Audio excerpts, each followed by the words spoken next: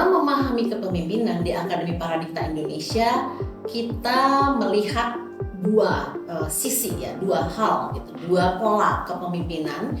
Yang pertama, kepemimpinan struktural yang mungkin selama ini dipahami oleh umum bahwa kepemimpinan itu terkait dengan posisi-posisi struktural, posisi-posisi pengambil keputusan, dan kepemimpinan sebagai fungsional, sebagai bagian dari fungsi seseorang. Nah, disinilah kita ingin menitik beratkan kepada perempuan yang ikut di dalam proses pendidikan Akademi Paradikta Indonesia bahwa kepemimpinan itu sesungguhnya adalah fungsi, peran, jadi bukan hanya struktur. Di situ perbedaan mendasarnya di dalam pendidikan kepemimpinan yang kita perkenalkan melalui Akademi Paradikta Indonesia.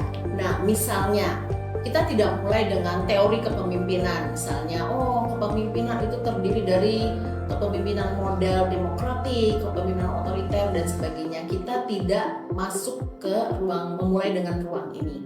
Tapi yang kita lakukan adalah menggali pengalaman perempuan dalam dia memaknai kepemimpinan.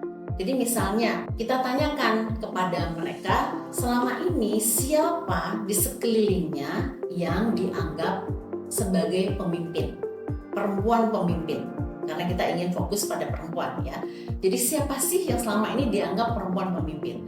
Nanti setiap orang akan keluar dengan pemikirannya dan pengalamannya. Ada yang ibunya, neneknya, tetangganya, dukun di sana misalnya ya, atau dokter ini, guru ngaji ini. Jadi banyak sekali perempuan di sekelilingnya yang selama ini dianggap sebagai pemimpin oleh para akademia ini.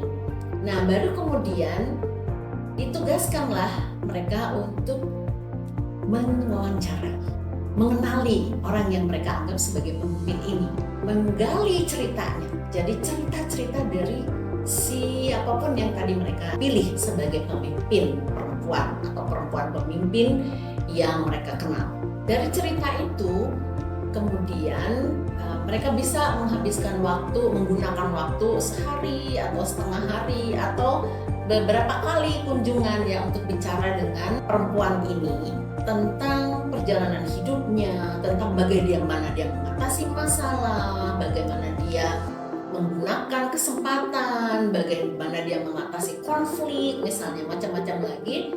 Nah, berdasarkan hal tersebut, cerita yang disampaikan oleh perempuan pemimpin ini, maka kemudian bersama-sama dengan temannya di dalam kelas mencari hal-hal penting yang menurut mereka menyebabkan si perempuan pemimpin ini menjadi perempuan pemimpin yang mereka definisikan selama ini. Misalnya, kenapa sih ibu guru itu yang mereka sebut sebagai pemimpin perempuan atau perempuan pemimpin? Karena ternyata dia sangat berdedikasi dengan profesinya, mengajar. Yang kedua, dia sangat bisa mengatasi kesulitan-kesulitan yang dihadapi oleh murid-muridnya. Dia bisa berkomunikasi dengan baik dengan orang tua murid. Dia bisa beradaptasi dengan keadaan yang sangat sulit untuk memberikan pendidikan pada anak. Jadi kualitas-kualitas ini kemudian menjadi pembelajaran bahwa seorang pemimpin itu memiliki kualitas seperti ini. Baru kemudian diajak para peserta ini, ibu-ibu ini untuk melihat apakah dia memiliki kualitas seperti itu. Sebagian besar ternyata iya memiliki. Nah, kemudian dari situlah kita bersama-sama menarik pembelajaran bahwa sebetulnya seorang pemimpin itu tidak harus dia berada di posisi yang diberi label pemimpin. Tapi setiap orang adalah sesungguhnya pemimpin ketika dia punya kualitas-kualitas A, B, C, D, E, F yang bisa mempengaruhi, yang berguna bagi kehidupan orang lain.